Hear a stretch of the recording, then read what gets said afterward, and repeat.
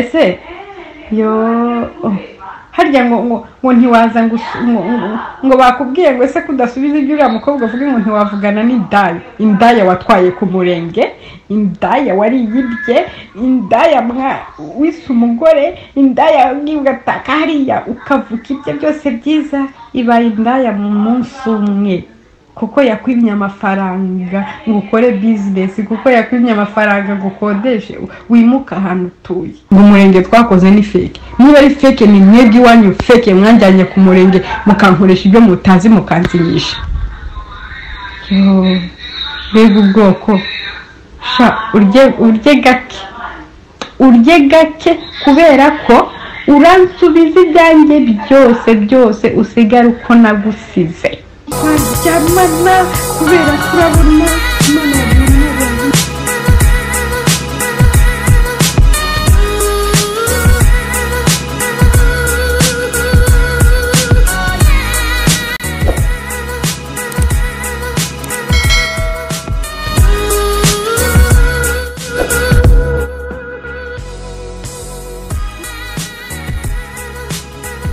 Kamfatu no mwanya nongere nshimire mwese mukomeje kugenda mukurikira gahunda zitandukanye za Rwanda Updates, mboneraho no gukomeza kwifuriza intangiro nziza z'icyumweru. Ngira ngo ni mu minsi ishize uyu mukobwa mwahoze mwumva mu marira arira bitewe nuko yaramaje gutandukana n'umusore uretse kuba yaramukundaga ahubwo rero namutakajeho akayabo k'amafaranga n'ibintu byinshi bitandukanye.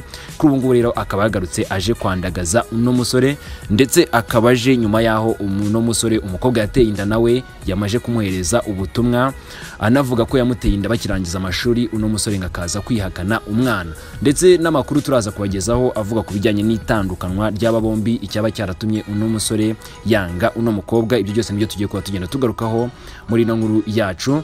N'uburyo bw'amajwi yaba uyu mukobwa watewe inda, tukaba dufite amajwi ye abimushinja ndetse n'uyu mukobwa yandagaza uno musore baherutse gutandukana. Si we wenyine yandagaje ahubwo yanandagaje umuryango uyu musore avukamo. Ibyo byose nibyo tugiye kuba tugenda dukurikirana ku buryo burambuye. Ariko kandi nimba uri mushya kuri Rwanda Update ukora subscribe mu rwego rwo kugira ngo ujye ukomeza udukurikirane 5 kuri 5, cyane ko tugenda tubagezaho amakuru atandukanye haba muri politike, muri showbiz, ubumenyi, imyidagaduro n'andi menshi bagiye atandukanye. Reka tuhere kuri uno mukobwa. Uno musore yateye inda bakirangiza amashuri akaza kumwihakana. Ni mu majwi nkaba ngiye kubareka mukamukurikira, hanyuma ngenda garuka nyuma dukomeza nura mukobwa nawe yandagaza umuryango we ndetse n'uno musore muri rusange. Mwiriwe Cadette, amakuru yanyu shanumvisha ibintu byamubayeho ndababara. Mana yanjye, simana uri umuhungu koko azagezaho n'ubuhemu akora. Twabyaranye umwana nanjye turangije segonderi kuri aminde zamfu. Ndagenda njya kuba ku Gisenyi, mba mu buzima bubi, ndihangana ndeba umwana wanjye, ariko umwana bari gukura azaba umugabo. Ikintu cyambabaje ni ukuntu yihakanya amaraso ye akanga umwana. Ese ubwo ko nge yamemukiye kubera ubukene, wowe se yaguhemukiye koko kubera iki? Mana we, uriya muhungu ni umuhemu pe. Ikintu kibabaje rero mu buzima ni uko ari byo bintu arishisha kumva ko yagenda ahemukira abantu. Mana yanjye, urambabaje n'ukuri wa mukobwa we. Ubuse mu by'ukuri ngira ngo rero murabyiyumvira, uyu mukobwa akaba ari we uno musore yateye inda akaza kumwanga ndetse akihakana n'umwana bitewe nuko ngo n'umukobwa nta mafaranga yagiraga. Ndetse icyamaje kugaragara n'abantu benshi bari kubona nuko n'umusore nta kazi agira ahubwo abeshejweho n'utw'abandi. Mukamubona asa neza agenda mu modoka nziza, yirwa aririmba agira ubuhe, ariko ngo mu by'ukuri uno musore ni nkubiswe nk'uko bajya babivuga hano mu mujyi wa Kigali. Nta mafaranga agira ahubwo abeshejweho n'amafaranga yirwa abeshya abakobwa akayabakuraho. Akaba ari nabyo ngo byatumye yanga uno mwana w'umukobwa bitewe nuko nta mafaranga yagiraga akanihakana umwana yamubyayeho. Nkaba ngira ngo rero dukomereze kuri no mukobwa nawe ahereza ubutumwa bukomeye cyane uno musore baherutse gutandukana, cyane ko yamwandagaje akanandagaza umuryango. Reka ku buryo burambuye mbareke mukurikirane ikiganiro cye cyose ko cyakabaye. Nge nkaba ndi buze kugaruka nyuma tureba ku bijyanye n'impamvu nyamukuru uno musore yaba yaranze uno mukobwa. Tugaruka ku bijyanye na sida, bavuga ko uno musore yaba yaratumye atajya muri Leta Zunze Ubumwe za Amerika. Tunagaruka no ku mafoto yandagaza uno musore yambaye ubusa amaze iminsi agenda yoherereza abakobwa byitwaga ko bakundana, byanaje gutuma ngo uno mukobwa abona ubwambure bwe batari baryamana. Ibyo byose nibyo turaza kuba tugarukaho tubanje kumva uno mukobwa yandagaza uno musore ndetse n'umuryango we wose. Reka kuryo burambuye mbanze mbareke mukurikirane ubutumwa bukomeye cyane uno mukobwa yageneye uwahoze ari umukunzi we, cyane ko atangaza ko kuri ubu ngubu atacyongeye gukundana nawe ndetse n'amafaranga yamuriyeyo agomba kuyagaruza uko byagenda kose. Nkuko mugiye gukomeza mubikurikirana, nanjye ndagaruka nyuma twigarukira ku bwambure bw'uyu musore, bijyanye na sida ndetse n'icyatumye uno musore afata umwanzuro wo kwanga uno mukobwa. None nanjye uranshinja umwana Sano, ugeze aho uhita ngo ndi mukuru ngana nawe? Reka yo, ese n'amaso ntaguha? Ese iyo ubuze ubwenge uhimbira ku bitariho? Tega wowe, ese mana yanjye, mana Sano, ndi kubura uko nkuvuga. Wowe urenze isi, urenze ijuru, urenze mbega yo. Sano, urambabaje ati Cadette, uko ndeba uko yo sindabona n'umukobwa, mbega kumbe wakuyeho. None uratinyuka ukanshinja uburaya? Sano, ntago ndari ijoro nkora undeba tuvugana kuri video, amanywa yose sinirirwa mu kazi undeba. Ako Sano, waretse guhemuka, waretse gushaka impamvu aho zitari. Ubu tira SMS bajyaga kunyandikira wari wayitekerejeho kugira ngo uvuge ngo njyewe njya gusambana nkishura?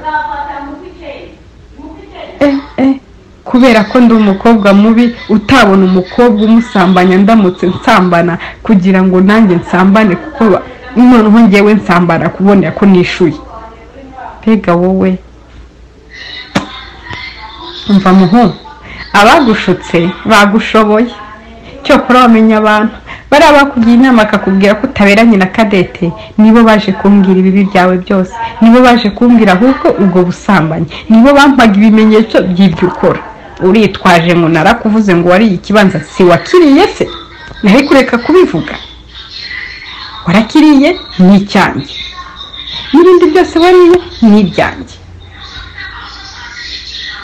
Nta kosa nakoze kuvuga ibyo wandiye. So, ntabwo byari kuba ikibazo cyo kunyandikira. Umva, sinshaka kongera gukundana nawe kubera ko waramvuze ngo nariye ibyawe, kandi umugore nugira ibanga. Bishira umuntu wandiriye ibyanjye kubera iki? Kubera ko wanga ko mvuga ibiriho. Yo Sano, ugereho uvuge ko umurenge twakoze. Mana we, mana uzamubabarire pe, ngusabiye imbabazi kubera ko imivumo yo mva ntizagukurikirana, kuko ndabizi neza uzinjira mu ijuru bibazo. Niba ari byo koko wowe na famiye yawe mwarafashe imigambi yo kugira ngo dusezerane by'ibinyoma, Sano, ntabwo bizabagwa amahoro. Nahita menya ko muri babyara ba shetani, nahita menya ko muri abo kwa Satani muramutse mwarabikoze. Kandi nanone niba twarasezeranye by'ukuri, ufite imigambi yo kugira ngo ubeho ku mitsi ya Cadette, ndari ijoro ubizi wiri gubeje, mana kugira impuhwe, urara ijoro wiri ijoro. Yo, impuhwe ziki ko warambirwaga nuko bampa keke ngo mfite ikibazo? Pega umuhungu. Sano, reka nkubwire, n'ibyo ukora byose ntibizaguhira. Ayino nakubwije ukuri, narabikubwiye, ntabwo wari kuzaza ubaho ari ukubereho ku mitsi yanjye. Nari maze kukurambirwa, nari maze kumva uri kunterefise, ntabwo twari guhuzwa n'amafaranga gusa. Cyari gihe nanjye nkanguke mu nama nagiriwe n'abashuti bawe n'abantu benshi, bambwiraga ati bigerageza umwima amafaranga turere ko atari yabakurikiye kumbe niyo wakurikiye nyakwimye ungira bloke aho mborokoye mu gihe cy'ibyumweru bibiri ati uri indaya ki wajyaga kunkunda ndi indaya kubera iki mu myaka 3 ati ufite umwana wareze ufite wihakanye mu myaka 6 nanjye basi ndekere unshinja mama nzakora mfite amaboko mfite amaguru ubwo niba mfite umwana azabaho nzamukorera nkuko nawe nagukoreye ukabaho none umwana wanjye we nzamukorera dab niba hari nuko dahari kuko hari sinakwihakana uwo nabyaye nkawe wihakana uwo wabyaye nirirwaga mbikubaza Sano ko bambwira ko ufite umwana ku Gisenyi nukubesha uwo mukobwa twakundanye like gusa ntago nigeze mbyara ko byose byagaragaye yo ati ngo ntago wampropose kumbe warikiniraga musore harya ngo ni video wavuga ni video y'indirimbo wari uri gufata Jese nene ve muri Amerika ngiye gufatana nawe video wari ubuza abakobwa mufata ryari wigeze ufata video wowe y'indirimbo nkaziriye I mean y'amashusho nkariye wari urimo kuririmba se indirimbo z'isi nawe ko nzi ko wafata nkaziriya ese wari uri guhamya iki ko indirimbo rimba ntaho bihuriye n'ibyo wari uri gufata ngo umurenge twakoze ni fake niba ari fake ni mwebwe wanyu fake mwanjyanye ku murenge mukankoresha ibyo mutazi mukanzinyisha mbega ubwoko sha urye gake kubera ko uransubiza ibyanjye byose usigara uko nagusize waratse bigira mwiza ufata amafoto yawe tutaramenyana unareba ubu suko ko nani soni biguteye Cadette ninguhemukira Imana izamuhite inkunga ninguhemukira sinzagira aho ngera ninguhemukira sha urye gake kubera ko uransubiza ibyanjye byose usigara uko nagusize waratse bigira mwiza ufata amafoto yawe tutaramenyana unareba ubu suko ko nani soni biguteye Cadette ninguhemukira Imana izamuhite inkunga ninguhemukira sinzagira aho ngera ninguhemukira yo ko wahemutse se ubiraje gukubite kw'Imana yo Sano wowe kuvuze ntabwo akura pega ubwoko bundi ubwoko nkamwe mwavuye mwaturutse abantu mufite imitima nk'iyo y'inyamaswa mbi mbega ise ntisakaye yo mana ku mugane ubundi nari gukunda ubundi usibye ko wagira ngo ni Satani yaramfutse amaso ni gute nari gukundana nawe ngo nkutunze guhera hasi kugeza hejuru wari kuzakora iki ntuzi gukora icyo ni icyambere ujya mu kazi bakakwirukana wagira ngo ufite inyatsi ikintu cyose ukoze kikanga ibintu byose ukoze bikanga yo kumeni kuteye reka wumva Imana izaguhana yiwe wagiraga nuko kwese ukakujyamo kakamaramo none ntako nakuzajyamo uzakamaramo kabiri ubanza ugenda urya ngayo ufite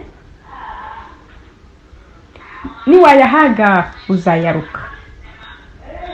uzayaruka ntabwo bizaguhira yo ariko mana we umva bungu bagenda kashize tuhuye nubwo ndusha imbaraga izina ry'Imana yo mu ijuru twahangana nashaka ukanyica cyangwa nyeka kwica uwakurebera inyuma disi wabona ukuntu uvuga witonze bebe sheri nini na nini yo amazina yose abaho uri umugore wanjye uzangenera abana beza yo tuzabyara umwana mwiza ko wabonaga ko nzakubyarira abana beza noneho ko wanyise mubi yo Sano nuko ko nawe ndi kubura icyo kuvuga kuko urenze isi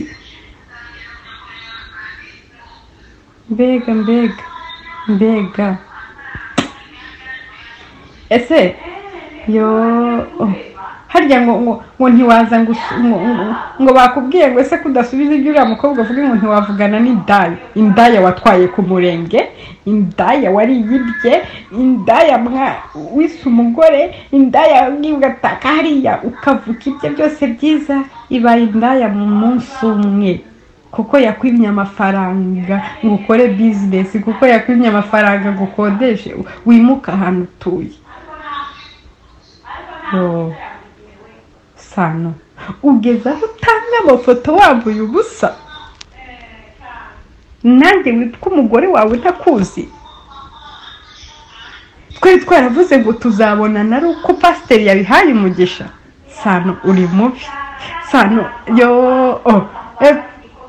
Imana kundinde. Ntabwo twaryamana kubera kurabona Imana yaduhana ntabwo yabiha umugisha, n'umwana twabyara ntabwo yazabaho. Kumbe uraryamana uko bwije uko bukeye. Musore ihane Imana itazagukubita urushi. Amafoto yawe wambaye ubusa ntarigeze kumenya ku bushake nkakumenya kuko wayahaye abakobwa. Mbega ubwoko, mbega ngo uratera Imana agahinda, mbega ngo urababaza urucaci wiri buzenguruka, ariko ubundi ziriya caci zanyu zirasenga cyangwa mufitemo amadayimoni nk'aya yandi, amadayimoni urakagwiyo.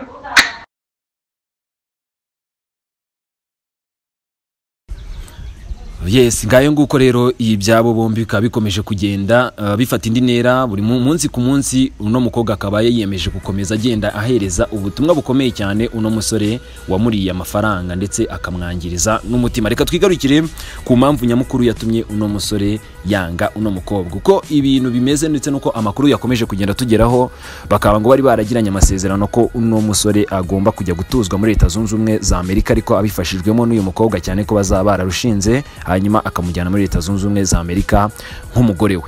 Uko byaje kugenda rero, nyuma yaho ngo n'umusore amenye ko yanduye ndetse no kubona visa bitagishobotse, akaba ngo yarafashe umwanzuro wo kwanga uno mukobwa cyane ko ngo atanamwiyumvagamo, yumvaga ko bataberanye n'ibindi byinshi akomeje kugenda ashinja uno mukobwa. Ariko impamvu nyamukuru akaba ari uko yamenye ko nta visa azigera abona. Ibyo rero biza gutuma yanga uno mwana w'umukobwa, ndetse bikaba byamaje kumenyekana ko uno musore ari inda y'uruharwa kandi yirwa yereka ubusa bwe, ubwambure bwe yirwa bwereka abakobwa ba hano i Kigali. Ngira ngo amafoto uno musore yambaye ubusa amaze iminsi agenda acicikana hirya no hino ku mbuga nkoranyambaga, ariko muratwihanganira kubw'impamvu duhora tubasobanurira yuko bitewe n'abatureba ntabwo twemerewe kuba twazana ayo mafoto y'ubwambure bw'uyu musore. Kuba yashaka tukaba turi buze gushaka ubundi buryo tuyabacishiriza kuri community, hamwe mudukurikira tugenda tubagezaho ama-update y'amakuru tuba tutababwiye. Ababishaka mukaba muri buze kureba ayo mafoto y'ubwambure bw'uyu musore, cyane ko yamaje kujya hanze. N'uyu mukobwa mwahoze mubwiyumvira avuga ko